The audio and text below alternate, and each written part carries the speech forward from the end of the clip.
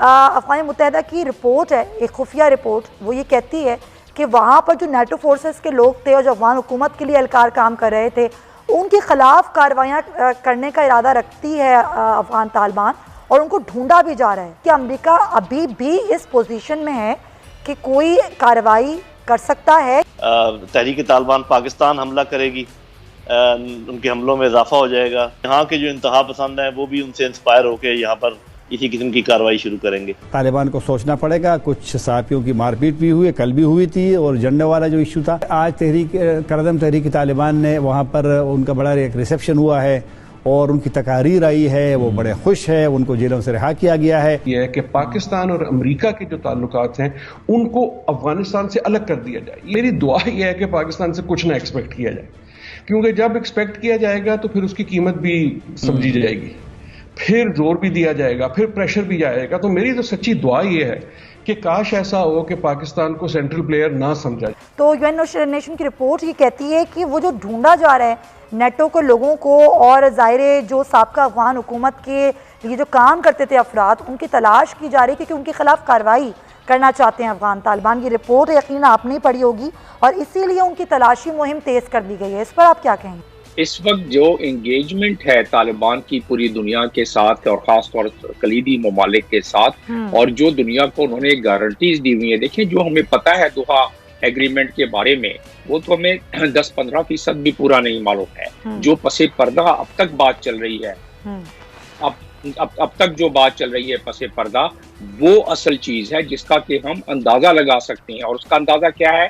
اس وقت 6,500 فوج کابل ایئرپورٹ پر تعینات ہے امریکہ کی، اور طالبان چاروں طرف موجود ہیں۔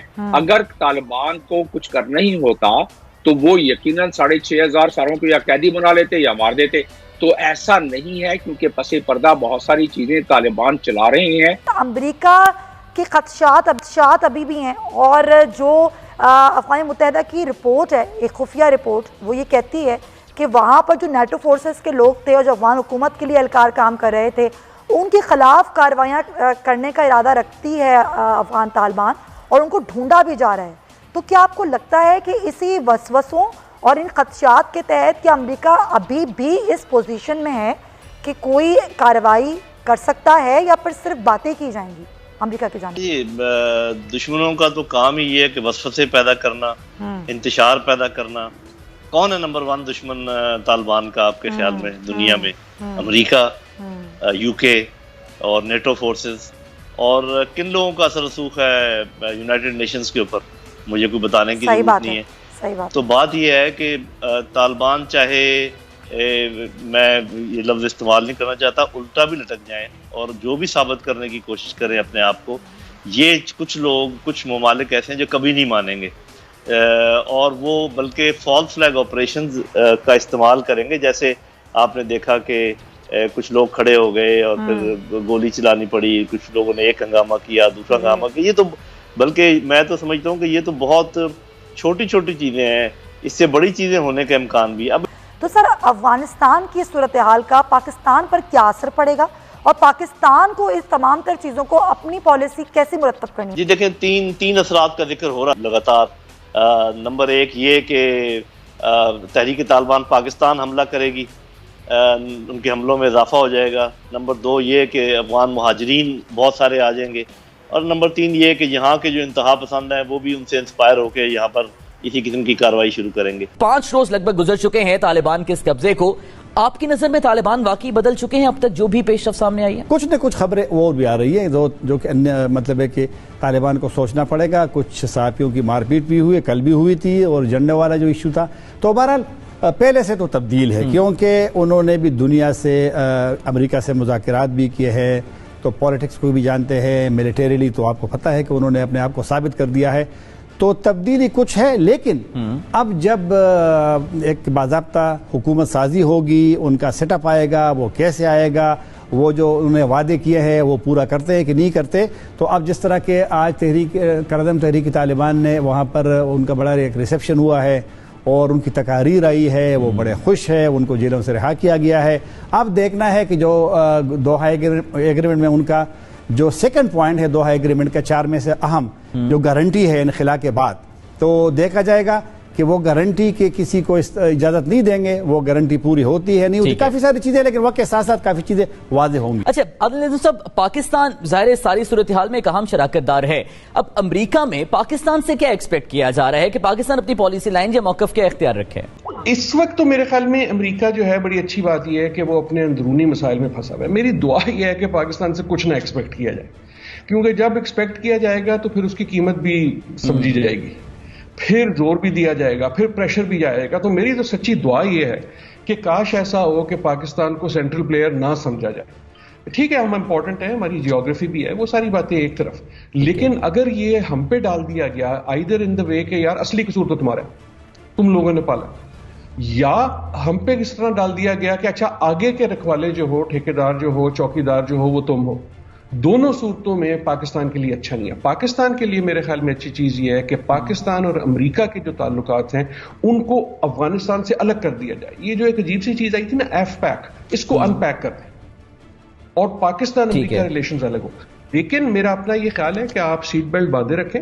امریکہ اس وقت جو ہے انٹرنل فوکسڈ ہے، لیکن جب انگلیاں اٹھیں گی تو وہ کئی طرف اٹھیں گی اور پریشر آئیں گے اور اس میں پاکستان پہ بھی آئیں گے۔ I hope by then Pakistan has demonstrated کہ ہم عالمی دنیا کا حصہ ہیں، ہم عالمی دنیا کے ساتھ ہیں، اس میں امریکہ بھی ہے، ہم بھی ہیں، لیکن نہ ہمیں غلط طریقے سے آپ قصوروار ٹھہرائیں اور نہ ہی ہم پہ کوئی ایسا بوجھ ڈالیں جو انریلسٹک ہو۔ جو عالمی دنیا کا تاثر یا موقف ہے اس پہ ہم آپ سے تجزیہ جاننا چاہیں گے۔ ایک جانب بھارت ہے، وہ پاکستان پر الزام تراشی کر رہا ہے کہ افغانستان کی جو صورتحال اب سامنے آئی ہے، طالبان کی حمایت اس میں پاکستان پر وہ الزام دے رہا ہے۔ سعودی عرب کا موقف، ظاہر سعودی عرب کے بھی تاریخی جو کردار ہے ماضی میں بہت زیادہ رہا ہے افغانستان میں، وہ موقف بھی کچھ واضح سامنے نہیں آ رہا۔